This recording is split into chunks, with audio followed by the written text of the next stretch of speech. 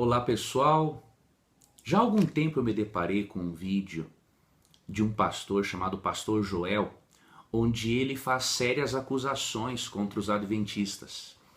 Eu não respondi esse vídeo antes, primeiro porque não é a minha preferência apologética dar esse tipo de resposta, porque às vezes, infelizmente, nossas respostas mais atrapalham do que ajudam. Mas, quando existe uma crítica, se faz necessário responder. E, em segundo lugar, não respondi antes, porque como estou muito envolvido com a minha dissertação de mestrado, então eu preciso priorizar isso para poder entregar até o fim do ano, para não perder aquilo tudo que eu estudei. Mas eu vou responder esse vídeo do pastor Joel Santana, o título é assim: Cuidado com o livro adventista A Grande Esperança de Ellen White. Ele alega, entre outras coisas, que o livro A Grande Esperança é uma obra satânica, um veneno, por meio do qual os lobos adventistas, obviamente, têm levado este veneno para muitos cristãos. Primeiramente, eu posso garantir a você que o referido pastor não leu a referida obra. Por quê? Se ele a tivesse lido, ele teria evitado uma série de distorções que ele cometeu em pouco mais de 5 minutos do seu vídeo. Primeiro, eu não creio que O Grande Conflito seja uma obra satânica, porque é uma obra que tem ajudado a muitos irmãos espíritas, a muitos ateus e agnósticos a conhecer o Evangelho de Jesus Cristo. Muitos espíritas, muitos ateus e agnósticos se tornaram cristãos adventistas através desta obra, por ela colocá-los em contato com a Bíblia e com a realidade do conflito cósmico. Então eu não creio que uma obra satânica tenha esta capacidade de converter as pessoas para o Evangelho do Senhor Jesus Cristo. Outras alegações infundadas que você percebe são as seguintes. A primeira, ele afirmou que o adventismo se considera a única verdade, né? O único povo de Deus que sobrou do cristianismo. Se o pastor Joel tivesse lido realmente a obra O Grande Conflito, publicada desde 1888, ele teria visto na página 383 que o que Ellen White escreveu nada tem a ver com a afirmação dele. Ela escreveu o seguinte: em que corporações religiosas se encontrará hoje a maior parte dos seguidores de Cristo? Sem dúvida, nas várias igrejas que professam a fé protestante. Ellen White é tão realista e sincera que escreveu já em 1888, ou seja, a informação está disponível há muito tempo. Ela escreveu que a maior parte dos filhos de Deus não se encontra dentro da igreja adventista sétimo dia, se encontra no meio protestante. Outra citação de Ellen White que demonstra, ou melhor, outra obra adventista que demonstra quão infundada é a afirmação do pastor Joel, encontramos no livro Questões sobre Doutrina. É uma obra disponibilizada no inglês a partir da década de 50 e no Brasil desde 2009. O pastor Joel também poderia ter lido, por exemplo, as páginas 161 e 165 para ele perceber que nada do que ele disse é realmente o pensamento teológico adventista. Por exemplo, na página 161, temos a firme convicção de que milhões de cristãos piedosos de todas as crenças, através de todos os séculos do passado, bem como aqueles que atualmente confiam sinceramente no Salvador, Jesus Cristo, para se salvarem, e que o seguem em conformidade com a luz que receberam, inquestionavelmente estão salvos. Com base numa citação dessas, como que o pastor Joel poderá continuar afirmando esse tipo de inverdade?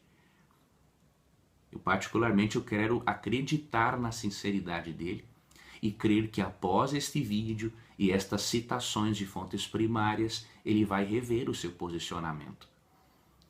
Outra citação que ele poderia ter lido no livro Questões sobre Doutrina se encontra na página 165, que diz assim: os adventistas do sétimo dia creem firmemente que Deus possui um precioso remanescente, uma multidão de crentes fervorosos e sinceros em todas as igrejas, não excetuando a comunidade católica romana. Eles vivem à altura da luz que Deus lhes outorgou. Se o pastor tivesse realmente lido o livro Grande Conflito, ele teria percebido o seguinte: Ellen White critica são doutrinas erradas pregadas no protestantismo e no catolicismo, mas ela não questiona a salvação dos sinceros filhos de Deus e todas as igrejas que vivem de acordo com a luz que receberam. Ela até ensina que no momento em que for dado um decreto dominical, quando as pessoas terão de aceitar a autoridade de Deus observando o sábado, a autoridade da besta observando o domingo, aí sim os casos serão decididos com base na luz que a pessoa teve para dizer um sim ou não para Deus ou para o poder representado pela besta. Isso está no futuro. Isso não se refere aos cristãos sinceros que buscam a Jesus e vivem de acordo com a luz que receberam.